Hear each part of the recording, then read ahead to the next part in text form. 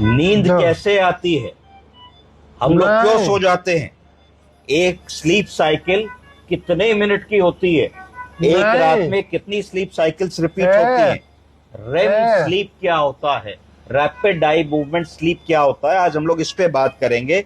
Sleep को understand करने की कोशिश करेंगे। स्लीप के 5 फेजेस होते हैं।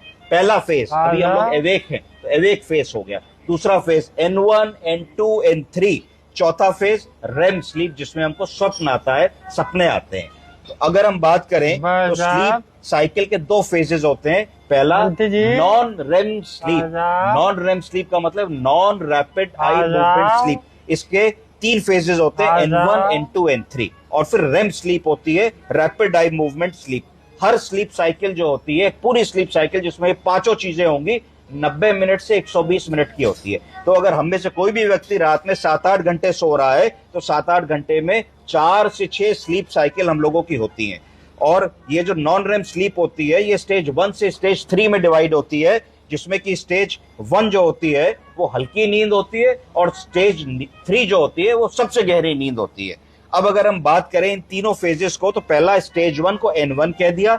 N1 a brief light phase when you transit from awakefulness to sleep. N1 sleep का मतलब है जब हम बिस्तर पे लेटे तो हल्की हल्की नींद आनी शुरू हुई, हम अवेक थे, मोबाइल देख रहे थे, हल्की सी निंद्रा आई, तो उसको नॉन रेम N1 स्लीप कह देंगे। फिर नॉन रेम N2 स्लीप क्या होता है, स्टेज 2 स्लीप, जिसमें लाइट स्लीप की स्टेज है, जिसमें हम नींद में जाने लगते हैं, जिसमें हमारा पल्स डाउन हो जाता है, रेस्पिरेटरी रेट 1 मिनट में कै बार सांस ले रहे हैं वो कुछ कम हो जाता है, हमारा बॉडी टेम्परेचर थोड़ा सा कम हो जाता है और हमें कंफर्टेबल जोन में चले जाते हैं। तो ये non RAM stage 2 N2 sleep होती है। उसके बाद स्टेज 3 स्लीप आती है, जिसको N3 स्लीप कहा जाता है। इसमें क्या होता है, डीप स्लीप होती है। इस डीप स्लीप में क्या होता है, बॉडी अपने आप को रिपेयर करने की कोशिश करती है।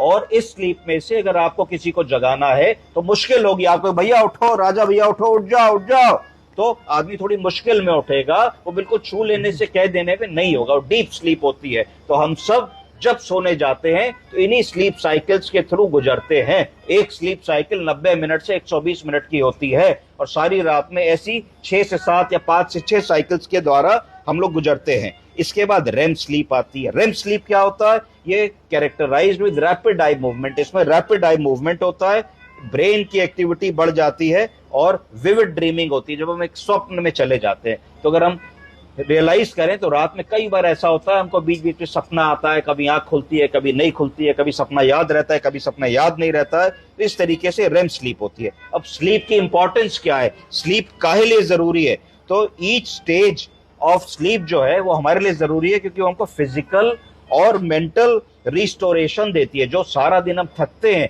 फिजिकली और मेंटली, उसको रिस्टोर करने के लिए, अपनी बैटरी को चार्ज करने के लिए, अगले दिन कोई काम को करने के लिए ऊर्जा जो हमको चाहिए, उसके लिए हम लोगों को स्लीप की जरूरत होती है। फिर जो डीप स्लीप होती है, जो N3 हमने कह दिया डीप स्लीप, उसमें क्या होता है, ये क्रूशियल होती है for physical repair and recovery.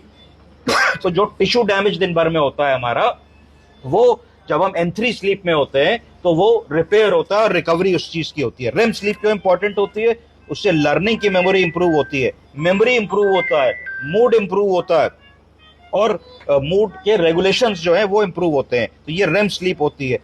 अगर स्लीप साइकिल डिस्टर्ब होगी तो क्या होगा, फटीक होगी, हम कंसंट्रेट नहीं कर पाएंगे, हमारा मन नहीं लगेगा काम में, थोड़ा सा कुछ करेंगे हमें लगेगा कि भाई सो जाना चाहिए, लेट जाना चाहिए, कामों में मन नहीं लगेगा, रिजल्ट नहीं दे पाएंगे। तो किन चीजों से स्लीप बिगड़ती है, ज्यादा कैफीन पीने से, ज्यादा कॉफी पीने से, ऐसी चीजों को खाने में जिनमें कैफीन की मात्रा ज्यादा, तनाव बहुत लेने में, बहुत ज्यादा मोबाइल करने में, अधिक मात्रा में ड्रग्स, एल्कोहल, टोबैको का कंजम्पशन करने में, इन चीजों को करने से स्लीप हमारी बिगड़ती है। इसको अवॉइड करना चाहिए, समझे आप।